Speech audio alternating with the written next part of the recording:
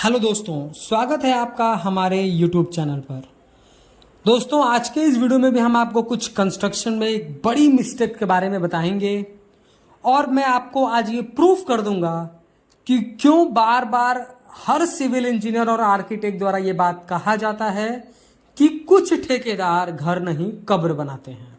अगर ये आज का वीडियो आप कंप्लीट देख लेंगे तो आप समझ जाएंगे कि यहाँ पर इस ठेकेदार ने ऐसी क्या मिस्टेक करी गई है कि मैंने इस तरीके का स्टेटमेंट इस ठेकेदार के लिए, इस मिस्त्री के लिए कहा। इस घर में अभी ये बिल्कुल नया कंस्ट्रक्शन बन रहा है और ये ग्रामीण इलाके में कंस्ट्रक्शन हुआ है और यहाँ पर फुटिंग से लेकर के स्लैब की ढलाई का ढेरों मिस्टेक करी गई हैं। पर हम बात करेंगे कुछ उन मिस्टेक के बारे में जिसमें आपका ज़्यादा से ज़्यादा नुकसान है और जिसमें स्ट्रक्चर भी फेल हो सकता है।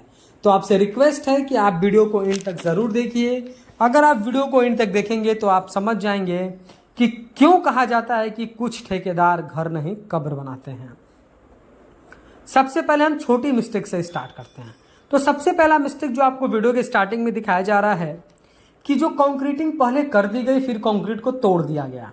आप समझिए कि पहले आप स्लैब की कास्टिंग किए, उसमें आपने मटेरियल लगाया, आपने लेबर कॉस्ट दिया, फिर बाद में उसी स्लैब के आप बाहरी हिस्से को आपको तोड़ना पड़ा क्योंकि प्रॉपर शटरिंग नहीं हुई और आपका मटेरियल बाहर की तरफ दिखने लगा और पूरा बाहर का लुक खराब होने लगा।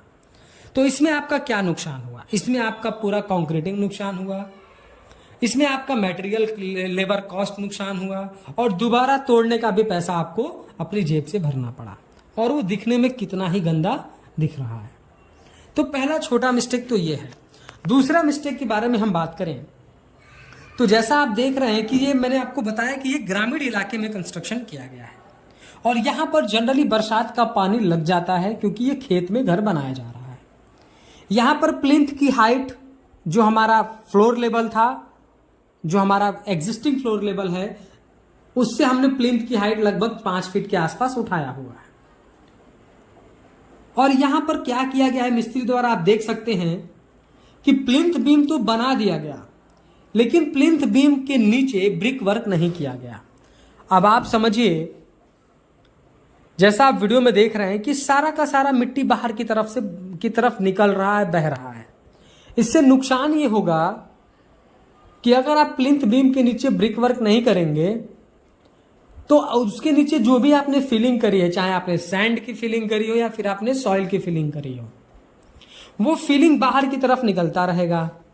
अगल बगल बारिश का पानी लगता है जिसकी वजह से जल्दी तेजी से सॉइल इरोजन होता रहेगा, सॉइल जो है वहां से निकलता रहेगा, फिलिंग मटेरियल निकलता रहेगा।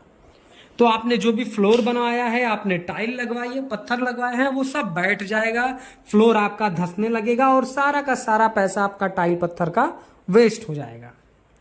तो यहां पर ये बहुत बड़ी मिस्टेक है। अभी आपको स्टार्टिंग में ही दिखाया जा रहा है कि प्लिंथ बीम के नीचे ब्रिक वर्क नहीं किया गया है। तो अभी कुछ लोग कमेंट करेंगे इसमें क्या दिक्कत है, हम तो जो है इसको जो है फिर से ब्रिक वर्क कर देंगे। लेकिन आप समझिए कि 5 फीट तक आपको जो है मिट्टी की भराई करनी है। एरिया काफी बड़ा दिख रहा है। उसके बाद अब आप प्लिंथ बीम कास्ट होने के बाद, घर बन जाने के बाद, अगर आप जो है मिट्टी की फिलिंग हटा करके ब्रिक वर्क करेंगे तो पहला फिलिंग हटाने का पैसा लगेगा, एक्स्ट्रा आपका टाइम लगेगा।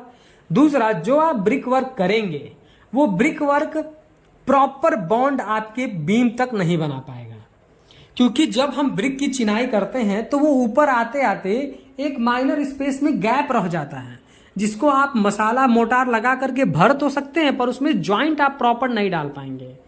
उसके बाद आप कितना भी चिकन मेश लगा करके प्लास्टर कर दें, आप सिर्फ क्रैक आने से क्रैक को रोक सकते हैं।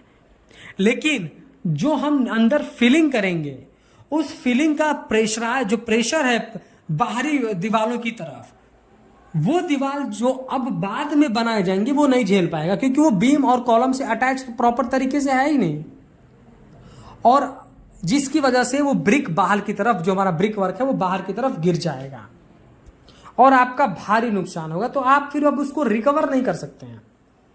इसका सही तरीका यह है कि जब आप फुटिंग का काम कंप्लीट करें तो फुटिंग का काम करने के बाद ही जिस हाइट तक आपको प्लिंथ बीम की ढलाई करनी हो उस हाइट तक आप प्लिंथ बीम को जो है ब्रिक वर्क करते हुए आए, उसके बाद प्लिंथ बीम की ढलाई करें।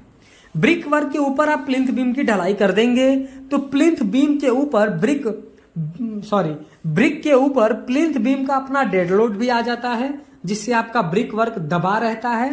दूसरा, प्रॉपर बॉन्ड बना रहता है उनमें।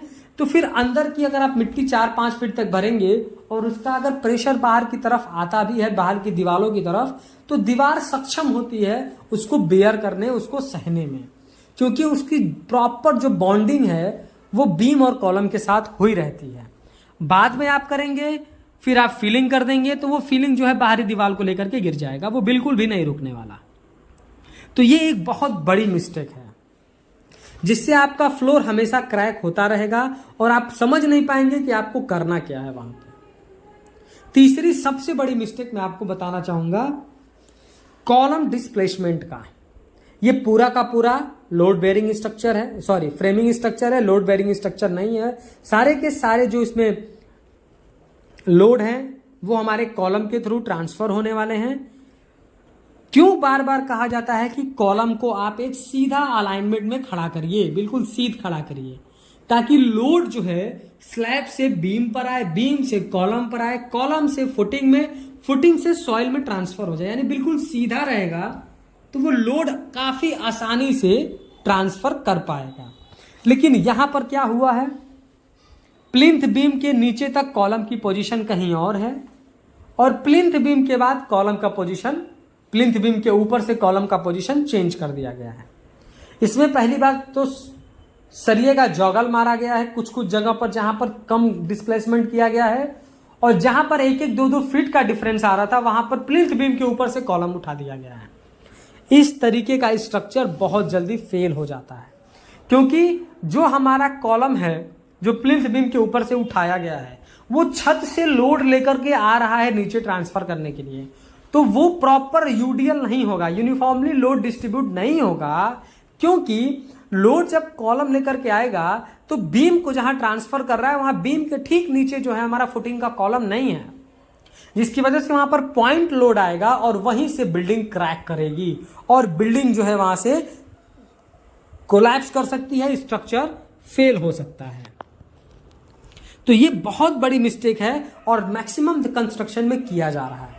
इस साइड पर सिर्फ जो आउटर जो साइड कॉर्नर के कॉलम है वही अपनी पोजीशन पर हैं, बाकी अंदर से लेके बाहर तक सारे कॉलम के पोजीशन को प्लिंथ बीम के ऊपर से चेंज कर दिया गया है। कोई 1 फीट, कोई 2 फीट, कोई 3 फीट, इस तरीके से। और नीचे कहीं ब्रिक वर्क नहीं किया गया है। अगर ब्रिक वर्क रहता तो मैं ये कहता कि चलो कुछ हद तक लोड बियर कर सकता है। मैं ऐसा नहीं कह रहा हूं कि वो काम सही है, वो काम बिल्कुल भी सही नहीं है। बिल्कुल कॉलम से ठीक नीचे तक, जो कॉलम हमारा ऊपर तक आ रहा है उसको नीचे तक बराबर उसी पोजीशन पे जाना चाहिए था, या फिर नीचे से हम जहां से उठा रहे हैं वही कॉलम जा करके छत तक मिलना चाहिए था। लेकिन अगर 9 इंच की दीवार नीचे रहती और 1 फ्लोर का कंस्ट्रक्शन होता तो हम कहते कि चलो कम से कम इतना तो है कि ये घर गिरेगा नहीं। लेकिन नीचे ना ही ब्रिक का सपोर्ट है और ना ही कॉलम के बिल्कुल अलाइनमेंट में है, कॉलम को डिस्प्लेस कर दिया गया है। तो इस तरीके का कंस्ट्रक्शन जहां भी होता है वहां पर अगर कोई इंजीनियर जाता है तो वो यही कहता है कि इस ठेकेदार ने पक्का घर नहीं कब्र बनाया है। तो दोस्तों, वीडियो पसंद आया हो तो प्लीज वीडियो को लाइक कर दें, और अगर चैनल पर नए हैं, कंस्ट्रक्शन से रिलेटेड ऐसे ही इंफॉर्मेटिव वीडियोस इन फ्यूचर देखना चाहते हैं तो प्लीज चैनल को सब्सक्राइब करके बेल नोटिफिकेशन को ऑल पर प्रेस कर दें। Thank you.